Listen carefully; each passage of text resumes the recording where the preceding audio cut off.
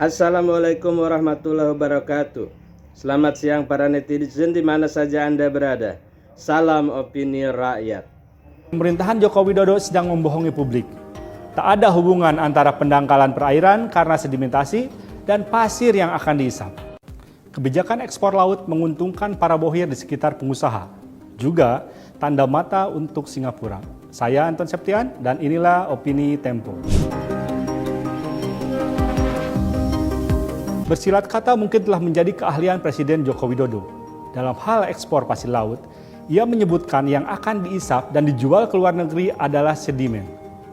Dalam peraturan pemerintah yang ditandatanganinya sendiri, hasil sedimentasi laut yang dimaksud adalah lumpur dan pasir laut. Penyedotan lumpur untuk diekspor jelas salah kaprah. Lumpur bukanlah materi yang bisa dipakai untuk menguruk pantai atau membuat pulau. Terbantun ombak, lumpur bisa terbawa lagi ke laut.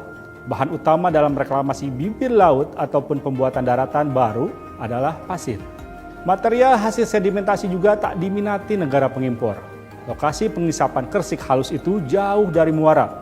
Di beberapa titik seperti di Pulau Bintan, Lingga, dan Karimun di Kepulauan Riau, pasir yang terhampar di laut bukanlah hasil sedimentasi kemarin sore. Material itu merupakan pasir purba yang ada sejak paparan Sunda, wilayah yang kini menjadi Indonesia bagian barat, semenanjung Malaysia dan Singapura masih berupa daratan. Dengan kata lain, pemerintahan Joko Widodo sedang membohongi publik. Tak ada hubungan antara pendangkalan perairan karena sedimentasi dan pasir yang akan diisap. Pengelabuan juga bisa dilihat dari penggunaan frase pembersihan hasil sedimentasi laut dalam peraturan pemerintah yang sama. Seolah-olah pengambilan pasir laut berkonotasi positif. Pembohongan publik ini sama tercelanya dengan penerbitan kebijakan ekspor pasir laut di ujung masa jabatannya. Membuat kebijakan yang akan merugikan masyarakat dan lingkungan jelas tindakan yang tidak bertanggung jawab. Melakukannya di ujung masa jabatan, Jokowi sedang menyebak pemerintahan baru dengan kebijakan yang bakal merepotkan. Pengisapan pasir juga akan menghancurkan ekosistem laut.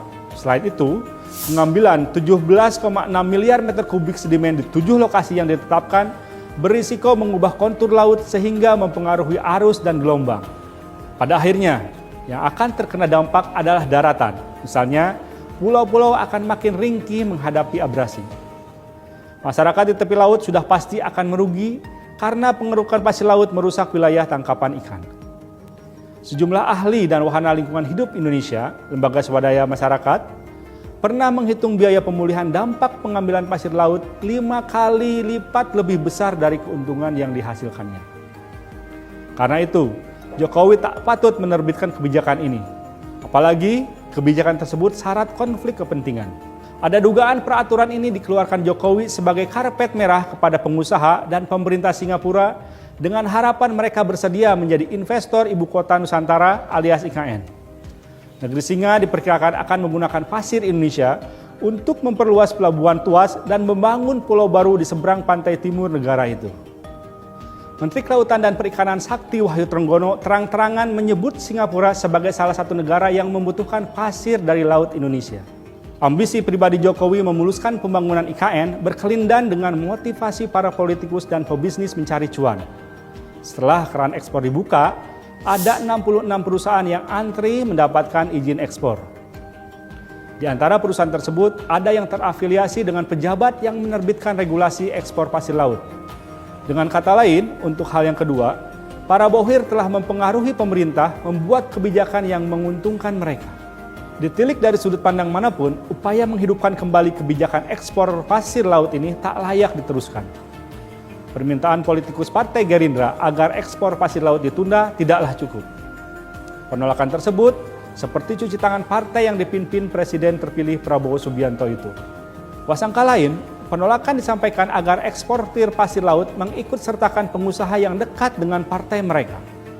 Prabowo tak boleh membiarkan segelintir pengusaha yang bekerja sama dengan pejabat negara mengeluarkan kebijakan yang merongrong kedaulatan negara. Atas nama nasionalisme yang kerap diagung-agungkannya, setelah dilantik pada 20 Oktober nanti, Prabowo harus membatalkan kebijakan ini. Waduh, setelah Gerindra nyatakan menolak ekspor pasir laut, kini PAN yang diketuai Zulkifli kencang akan lakukan itu karena sudah jadi PP.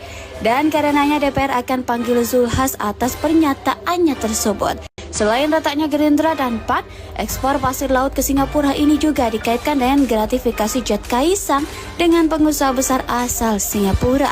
Bisa jadi dikasih pinjam jet mewah asal ekspor pasir dibuka untuk mereka. Jelas ini merusak alam kita demi kepentingan keluarga Mulyono saja.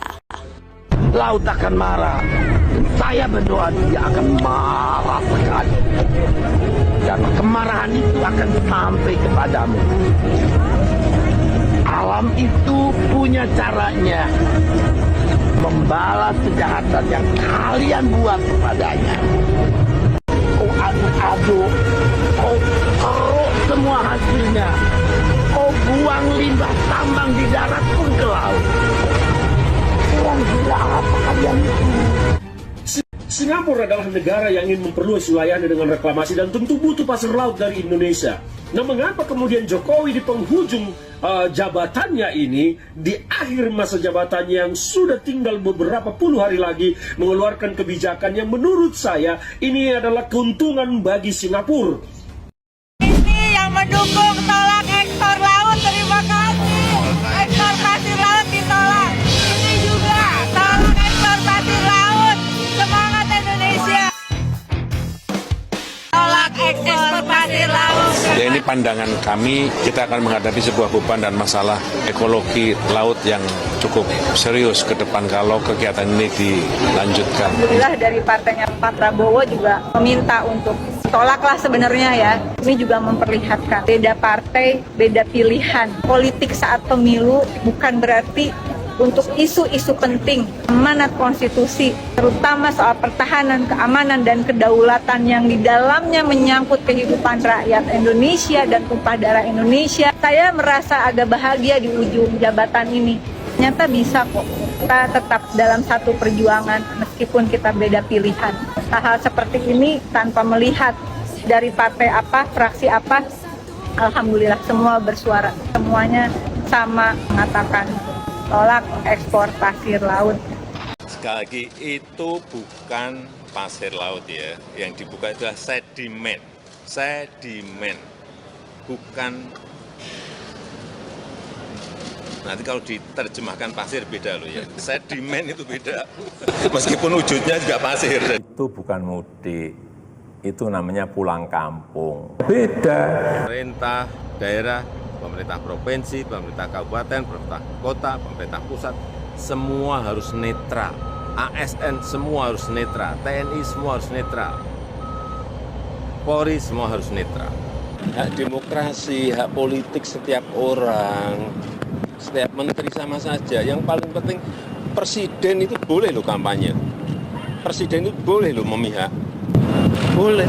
Pemerintah menghormati putusan MK yang final dan mengikat. Ya, kita hormati kewenangan dan keputusan dari masing-masing lembaga negara. Dari dulu memang paling tidak senang bantuan tunai. Kalau bisa bantuan itu diberikan untuk usaha produktif, usaha kecil, usaha rumah tangga yang produktif. Itu akan lebih baik. Dari dulu saya nggak setuju BLT, entah yang ini, yang balsem ini juga semuanya nggak. Sudah, tapi belum. Sudah, tapi belum. Nah saudara, terima kasih telah menyaksikan video sampai selesai. Silahkan tulis komentar Anda di kolom komentar. Salam hormat. Wassalamualaikum warahmatullahi wabarakatuh.